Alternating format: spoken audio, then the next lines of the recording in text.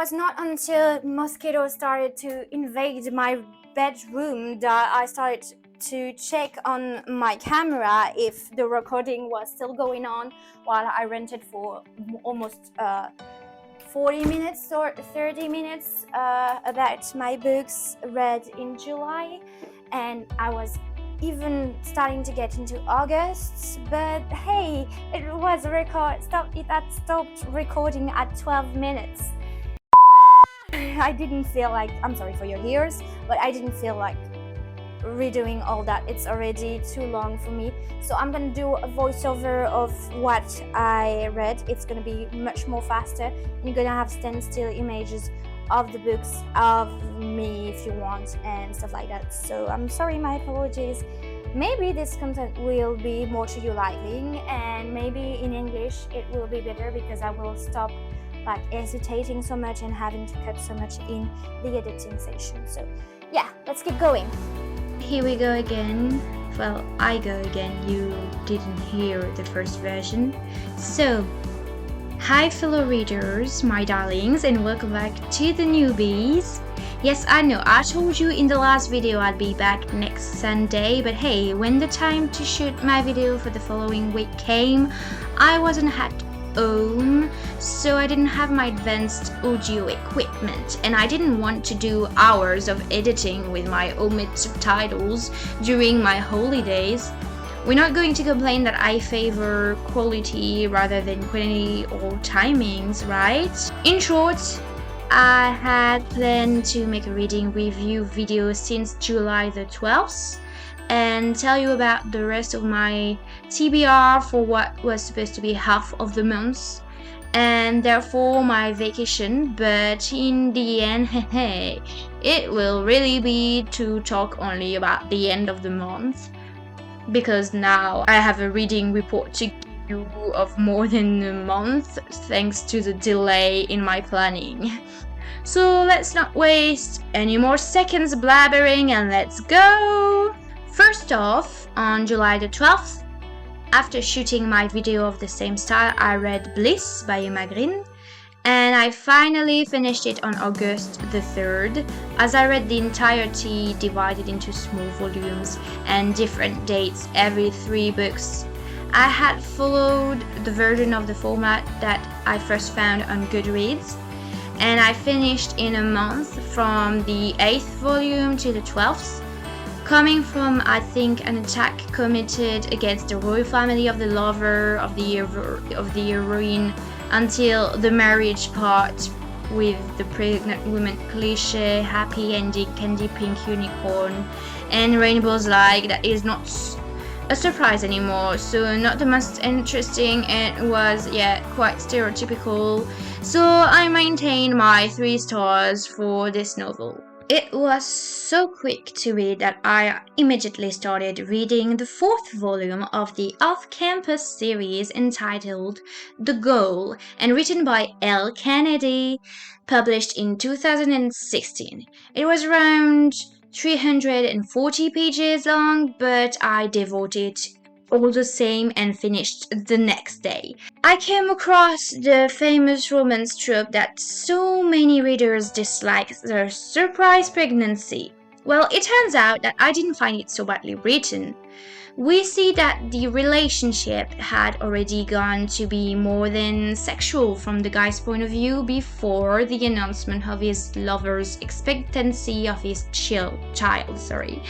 It was mostly her, through the story, who had a trouble to break down her walls because of the crazy life she had at home with her family and the well-detailed plan she had anticipated to find a career, to the point where she forgot to add on like the romantic aspect of her life. Hence the plan fails for a relaxing method, wink wink, in the middle of it all with our 4th roommate who plays hockey, whom was determined to make her fall in love. Just like the rest of the guys from the previous books, he is not buddies with them for no reason.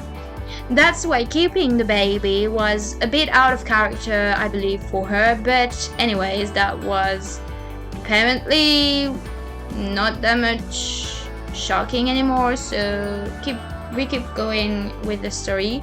Here the resolution is a bit, yes, again, cliche, and maybe I'm not a huge fan actually of the intervention of the unexpected baby in the story halfway through.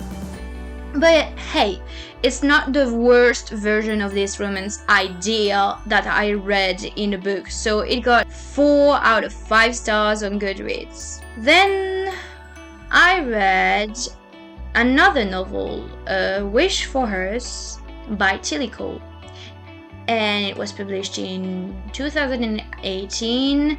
A novel I couldn't remember much about why I added it to my TBR list, so I only anticipated with that cover and its French title that it would be a romance with music and maybe even a love story with hate to love, as I preferred them, but I had no idea that it would be a story that would bring me to tears and would touch me, move me as much as this end did. Because for a quarter of the book, we learned that the health of one of the characters is poor, and during the rest of the story, we wait for the critical moment because we know it's inevitable. So when the limit comes, since it's expected, I don't think it would have been enough on its own to make me cry. But then at the end, there is this thing that happens, an unexpected sacrifice, and I swear that a character I didn't care about or wasn't particularly fond of moved me to the point where in the middle of the night my eyesight blurred with my sobs, and despite the heat, my nose had become a fontaine and I had to look for a packet of tissues all over my house in the middle of the night while my family was sleeping. It was, well, so intense. I hadn't seen anything coming so obviously. It hit me when I finished it on July the 16th, or probably very, very early on the morning of July the 17th, because I could not let go of these 330 pages. It earned 5 stars directly because on this channel I must like to suffer, apparently. After that, from July the 17th to the 21st, I was finally able to discover the BookTok, Bookstagram, and BookTube's success. It was everywhere in 2020, flooding the contents of the readers' community. This book of around 419 pages, 90 pages, published, however, in 2017, written by Taylor Jenkins Reid. I don't know if I am butchering her name, please be kind, I am French, I don't hear these typical names. And I understood very well the hype behind this novel entitled The 7 Husbands of Evelyn Hugo.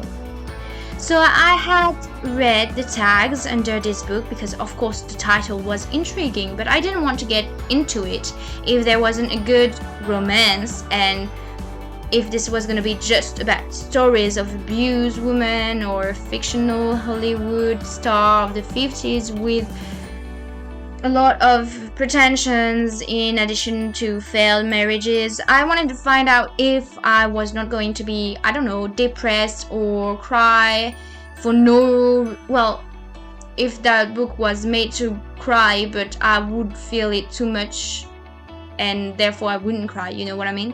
For something that I'd feel to be too historically accurate.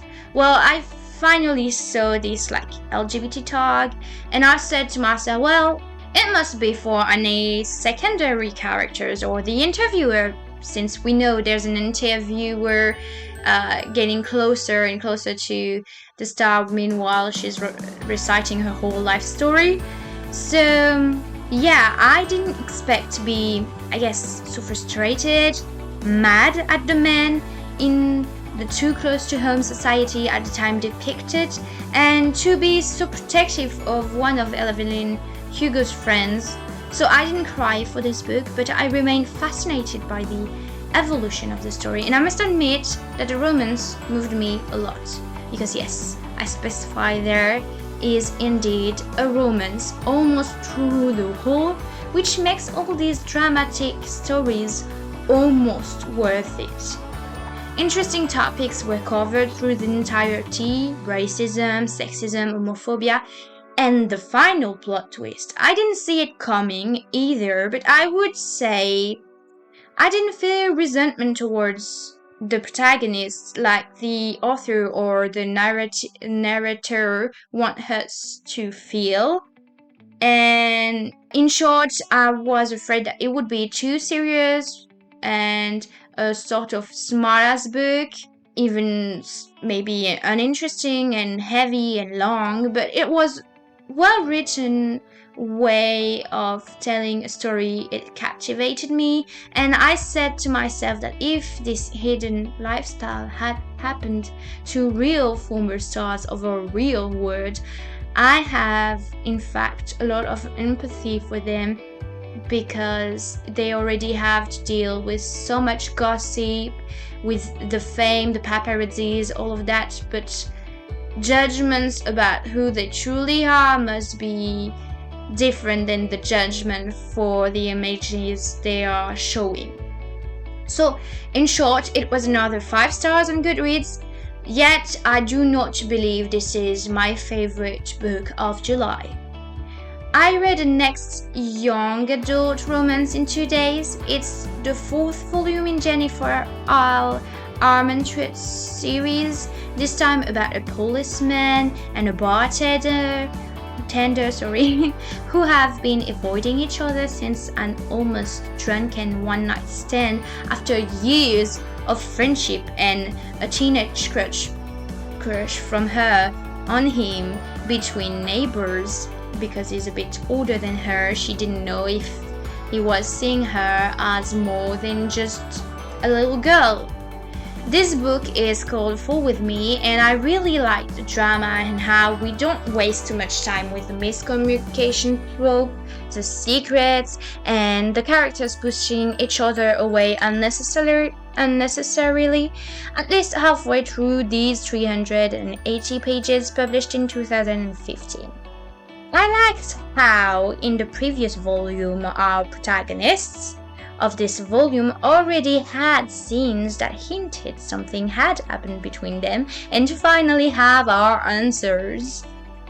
I also really liked that the heroine wasn't this shy person with a tragic personal experience that would traumatize her, although indeed she has things to settle with a childhood friend, but at least it changes the seriousness that had lived our other heroines of this series, who made them like sinister, sad, depressed, unconfident, or had trouble with trust, whereas there she is the type to make jokes, has glasses, colors her hair, wears funny t-shirt, gets along with everyone.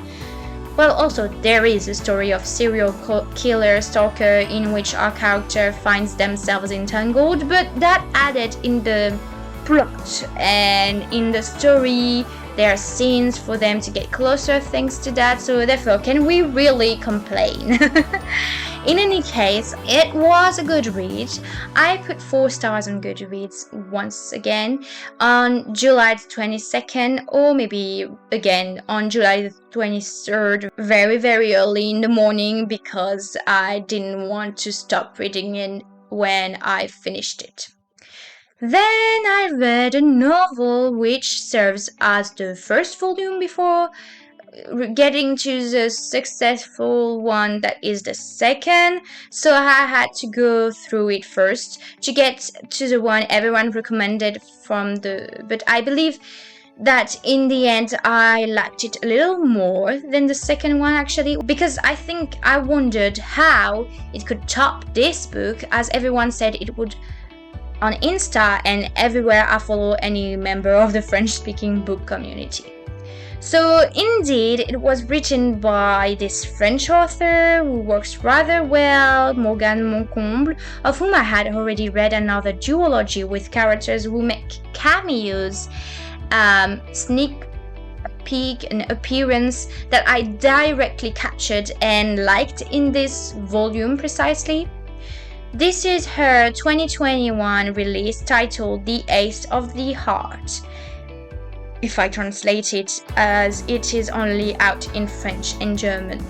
Well, I'm putting the French cover for you, but also the German one, which is more beautiful in its simplicity, because it will match the other volumes of her I will mention as well in this video. And since I don't like the other French covers, I could show them to you and they can all fit together. You'll see and understand soon enough what I mean by that, so let's not, lose ourselves to talk this rubbish.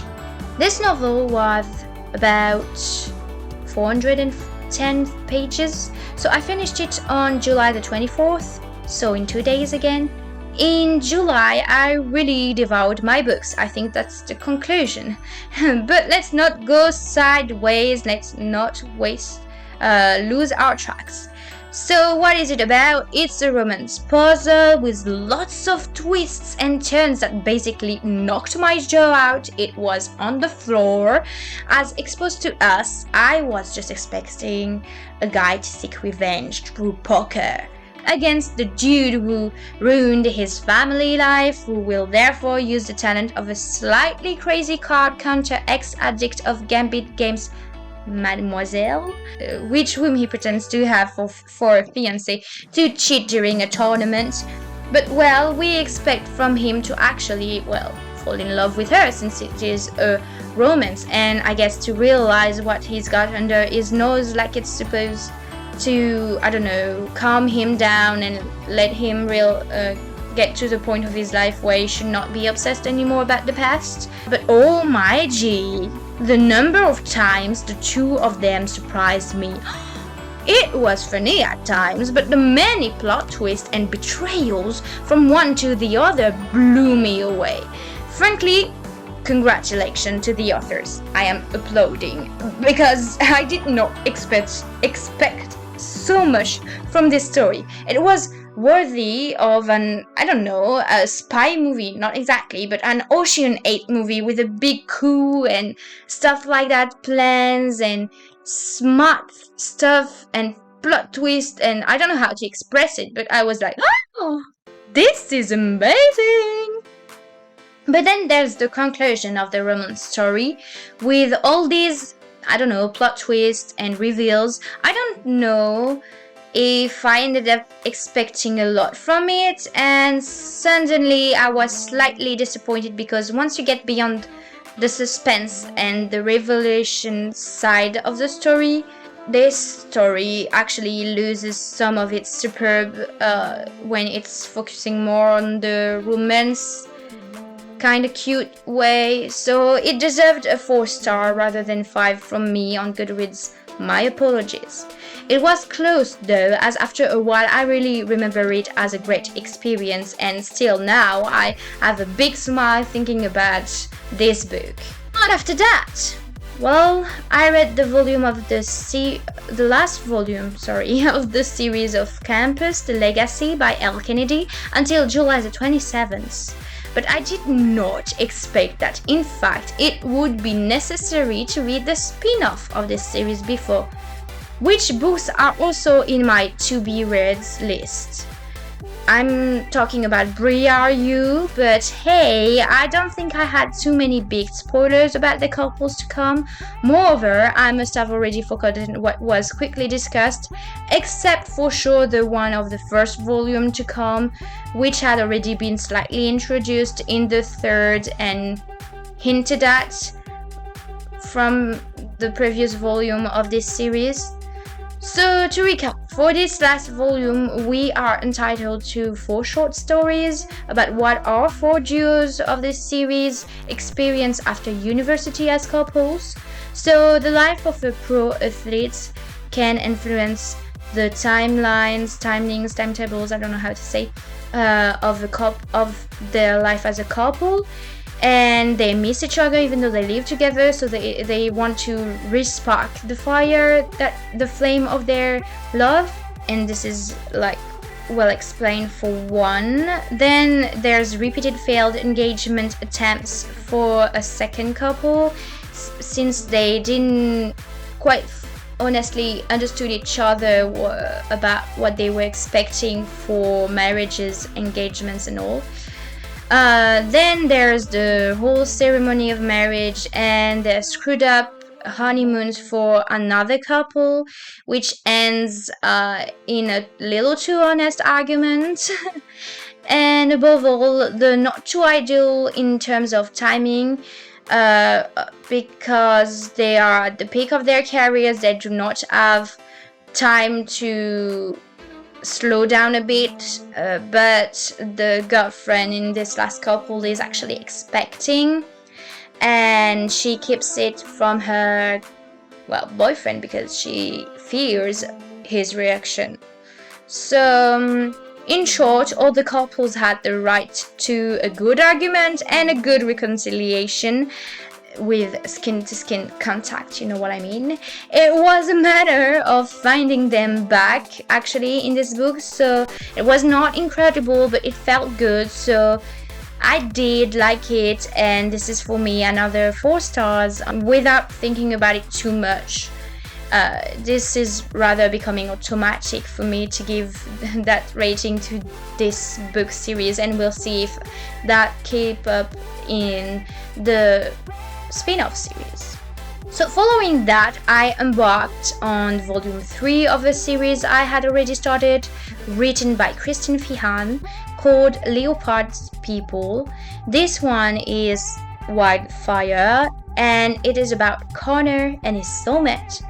What I liked less in this volume is that they already have a story that has not been presented to us in the previous volumes, but which makes the two already loving each other and suffering in the presence of the other, and there's a whole mission they have to accomplish that takes way too long to even get to, and the way they forgive themselves comes out all of a sudden, and then the second half of the book is a little more interesting at least, but hey, I can confirm that I don't know why with this story I was less hooked, and I gave it only 3 stars.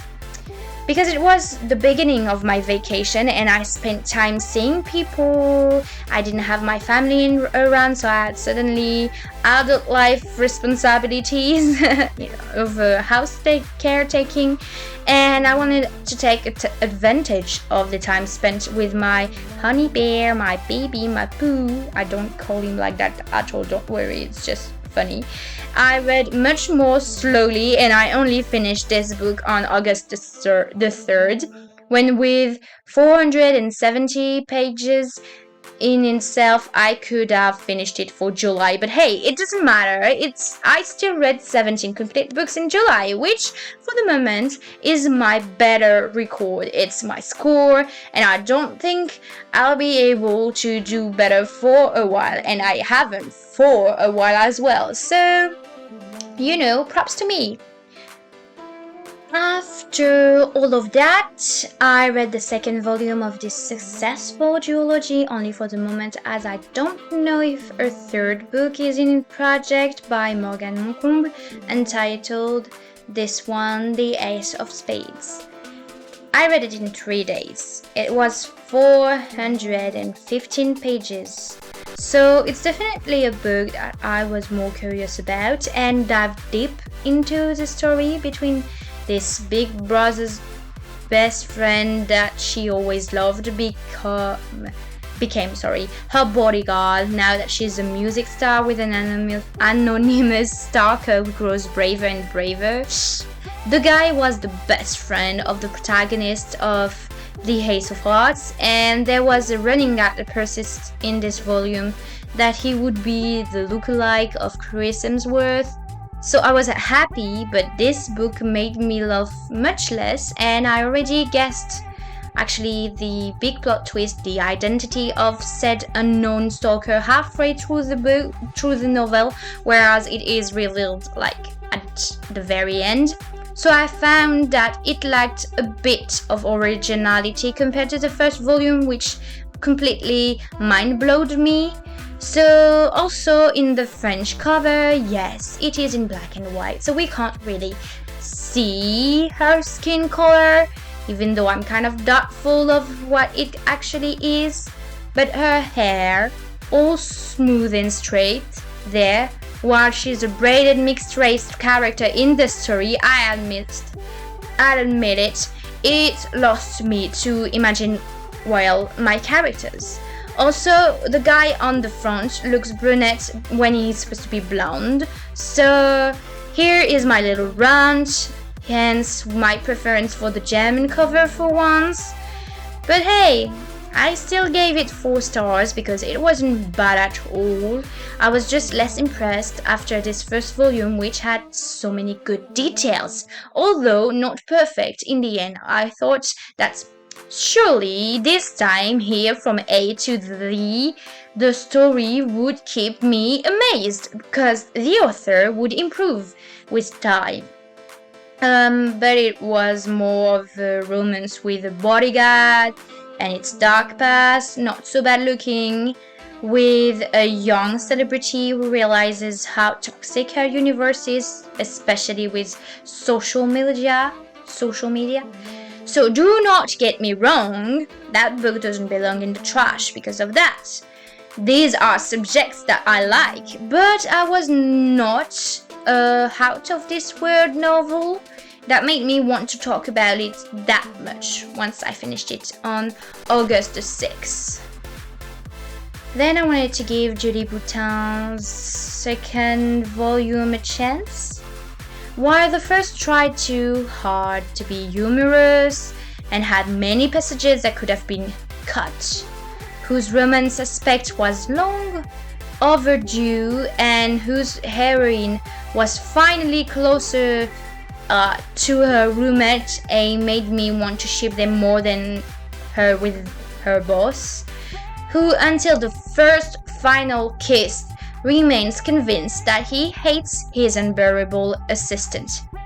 In short, I thought that with a second volume of 375 pages, which resume at that moment, things might finally be moving. Wow, what a disappointment actually. They continue to mess with each other, blaming each other for trivial stuffs and to not deepen their relationship. But hey, once halfway, we take a few steps forward with a naked massage session on the desk. Wink wink, you get the reference, I hope. Then we mustn't talk about it again, we hate each other, there's nothing between us, and frankly, in neither points of view there is love growing. No, this is all just about ego, physical attraction, and irritation for me.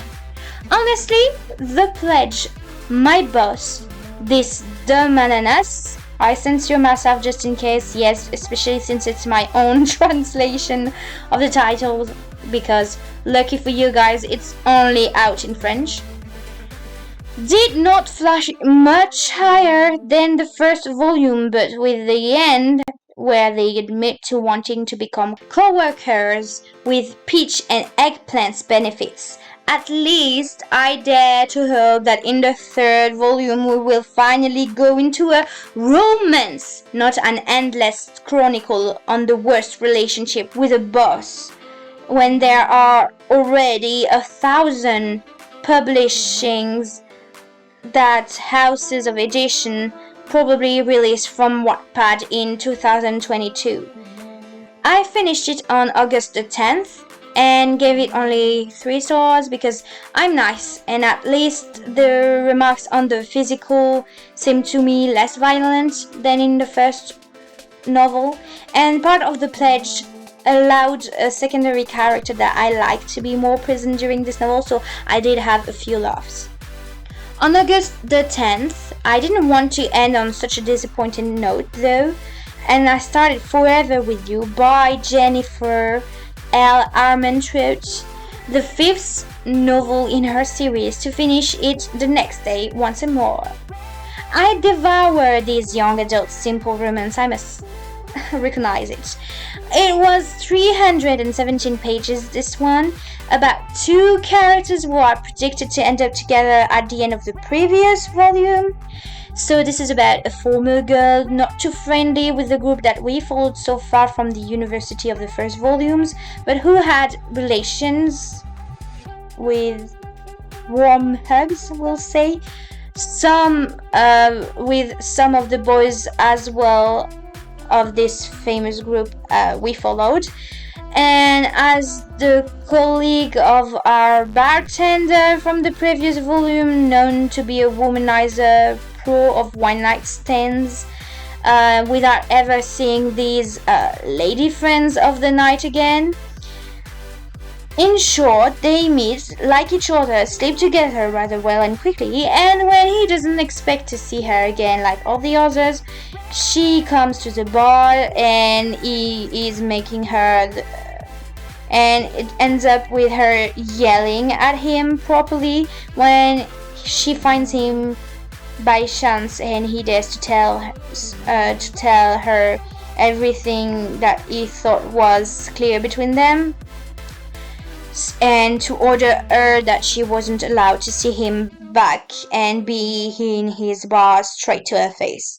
So suddenly Mr. is curious and attracted to the way she didn't let herself be mistreated, and tries to catch up under the excuse of a friendship for this rough start, so that finally there's actually a change of plan. She is pregnant. Oh, she damn. Well, let's go hanging out together like a couple while waiting for the arrival of this infant, without knowing if the other is there only for the child or because he or she already wanted to be more than friends. In short, where I liked even more the way in which this trope, however strongly hated, of the surprise pregnancy was written in this novel, well, I found it a bit fast, but I could see that the two had got closer before, and also it is the end that convinced me we get out of the usual cliche final act with this kind of story, and I felt for my characters. I did empathize with them, but for the most part, I was glad they found each other. It earned its 4 stars on my way to holidays, but if it weren't about pregnancy, I would have liked it more, I must admit.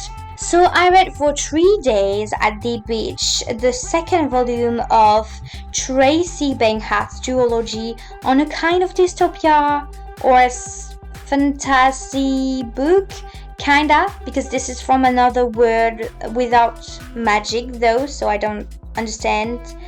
And this is on a country with an ultra patriarchal regime, and precisely in this volume all the women unjustly punished revolt by following one of the two protagonist sisters, while the other heroine prepares a coup against the usurping brother on the throne who used her in the past, with her true heir on her side, to whom she's actually getting closer after misjudging him on the previous book.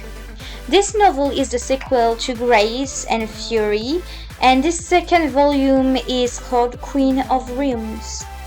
So I was happy that the sister at the end of the army of women continues to live her second-rate love story with one of the gods who supports her so much and is the cutest, but since the previous volume, I was all for the youngest one of the two to become close to the dark-looking, brooding brother of, great authority, and she had unfairly judged him, and he had paid so much attention to her and she thought he was out to get her. And now that she actually at the final reveals of the previous book, she finds herself in close proximity with him and kind of obliged to reevaluate her own opinion and to notice in what ways he is different than his brothers. I admit I expected more from this side of the romance, but apparently it's not the main plot of this novel, so it's cute, but the goal being above all the liberation of woman by woman, I admit that it remains appreciated. The only small downside is the bad guy. Now that he revealed his true self at the end of the first book, I thought he had completely turned his vest, and he became, almost for no reason, so cruel. I admit that it's a shame and a bit cliche. It could have been better developed, but I admit that this duology remains quite well done for a teenage story, so I still gave it 4 stars when I finished it on August the 14th on Goodreads.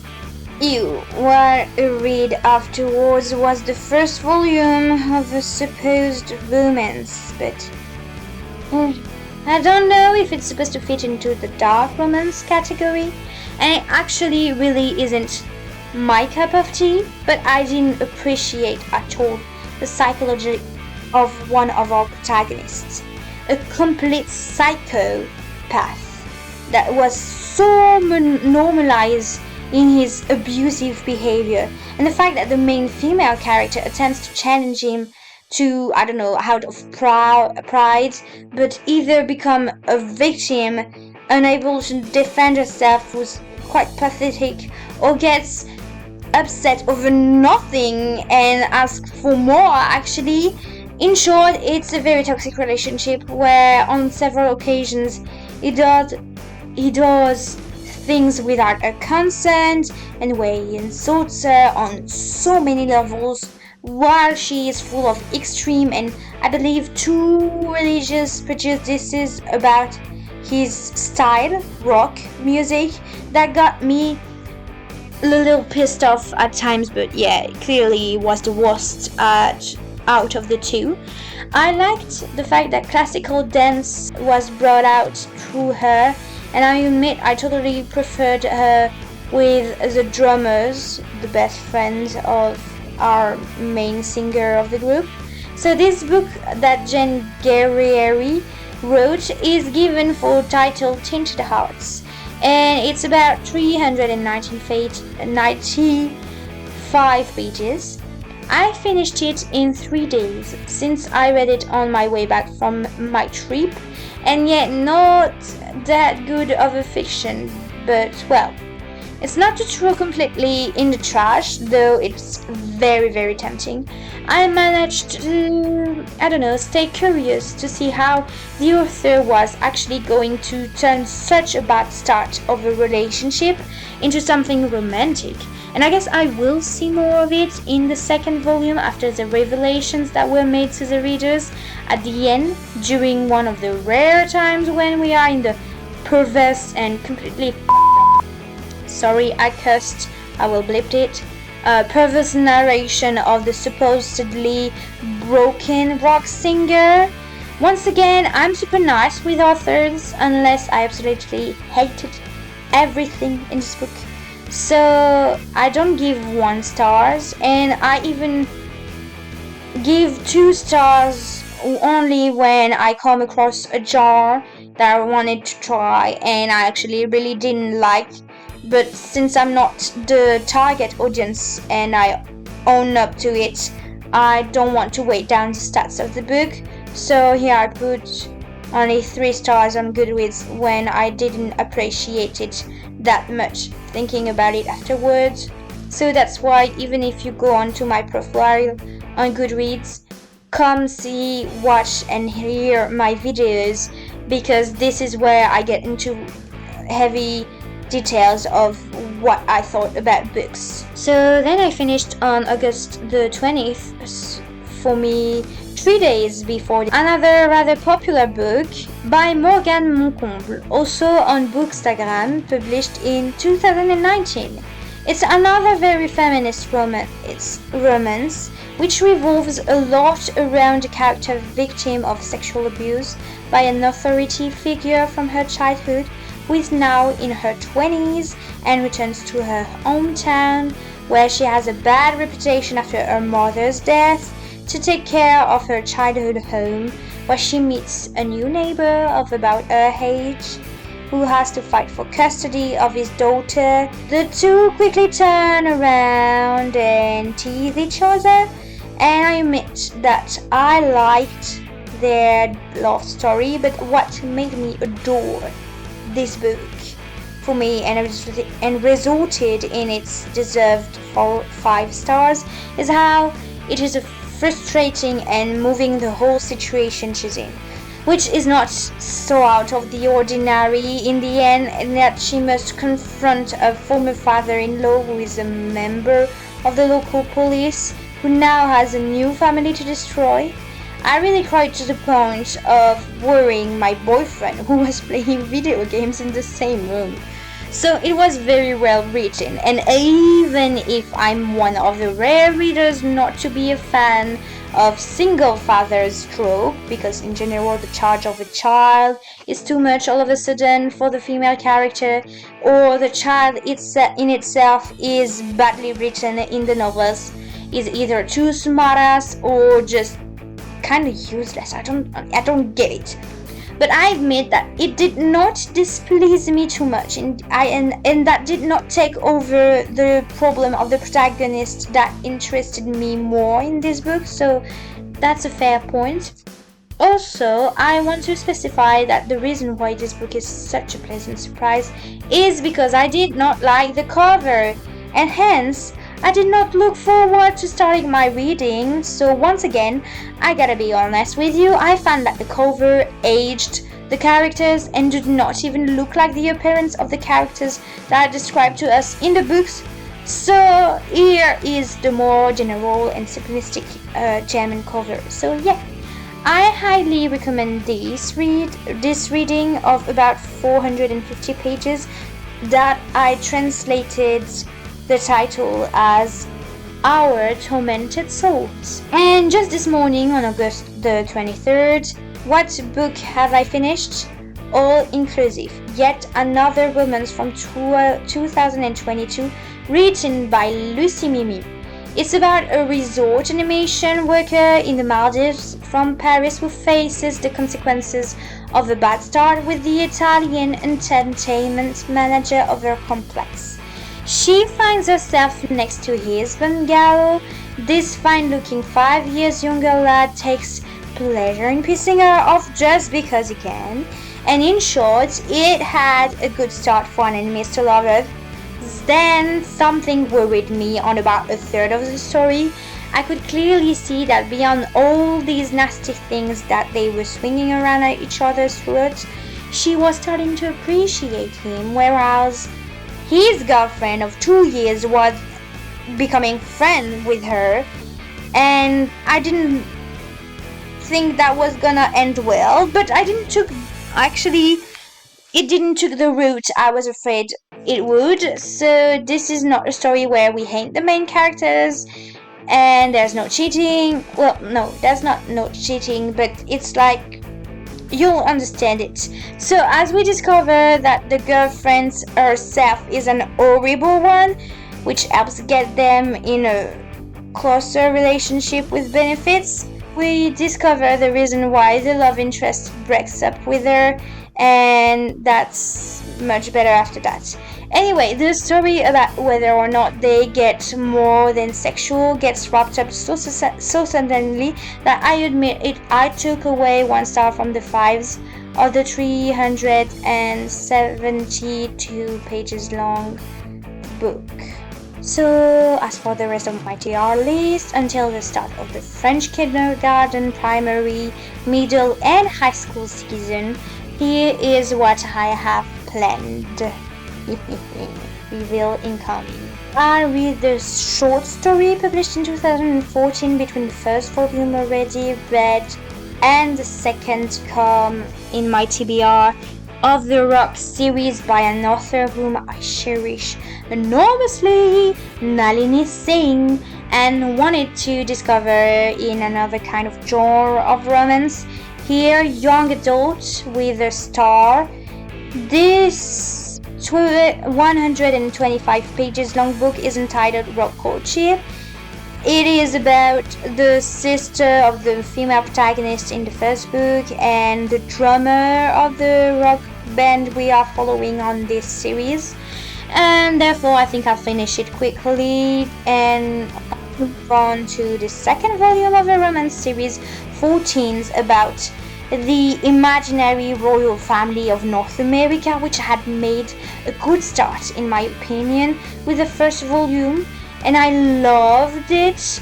And if it continues in this direction, it can become one of my favorite series, which will please me a lot, and maybe someday I will collect them and add them to my bookshelves because I do find them pretty. So I'm talking about American Royals 2 by Catherine McGee, and it is published in 2020, this one.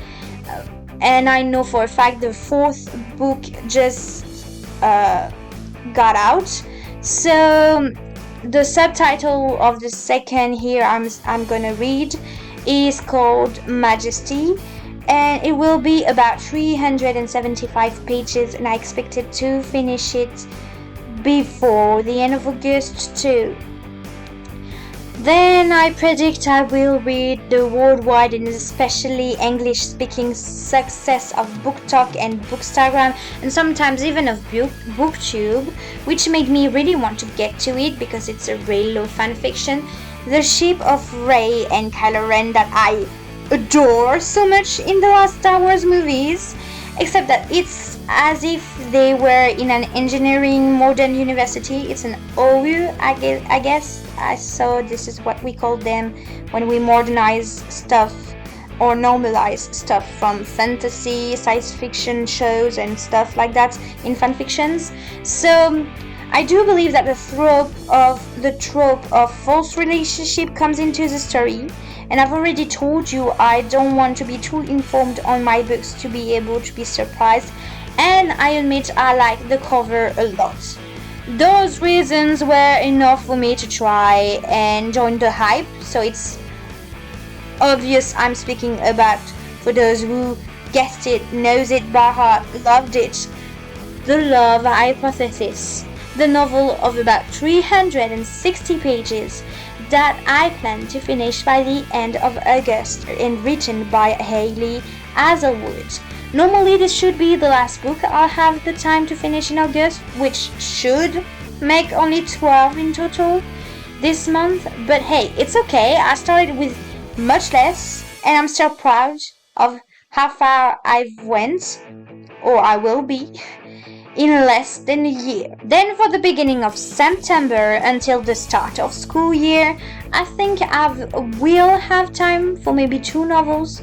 The first I think will be one against the other, and yet again this is my own translation since it's only out and published in French version since 2013 with the several small volumes format that is the first I got myself into Goodreads. But I will rather follow this diversion of Immigrant Story in a trilogy, which is about, I believe, less than 500 pages, but I don't know if it's 450s around or more. Depends on which cover I'm taking on Goodreads, so this will be the surprise when I will download the book on my Kindle. And I'm going blind into this read. I'm just giving the French author duo another chance to surprise me, as I've only read 2 stories from them so far. Number 1 being Love Me If You Can, which I liked, until something at the end that pissed me off a little and ruined the ending. And Bliss, which was, like I said, too cliché and long and too much for not so interesting and a credible book. So in the end, we'll see what happens this time with another writing of them. And then I'm embarking on the Famous Off-Campus spin-off series by L. Kennedy called Briar Hero. The first volume of 2018 being titled The Chase will be around 380 pages, and I can't wait to get back into the spicy young adult with hockey players. With how much I had to say, I suspect that this video is already long enough, and you don't even get to have the animation of my face. I'm sorry about that once more.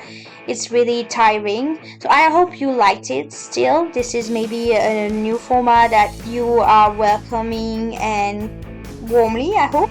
So just as a reminder, here is my Insta where I talk about books monthly. I will also put it the description the link of my Goodreads profile, and I invite you to comment in the comment section below which books you know from all this list I chatted about, if you like them or not, and for those who didn't already read those or just didn't know about them, those, if they piqued your attention, do tell me. It's always nice to know I'm useful, at least. On that last note, I'll go back to my Kindle, and I wish you all a great return to school with great readings as always, my darlings. So see you soon enough.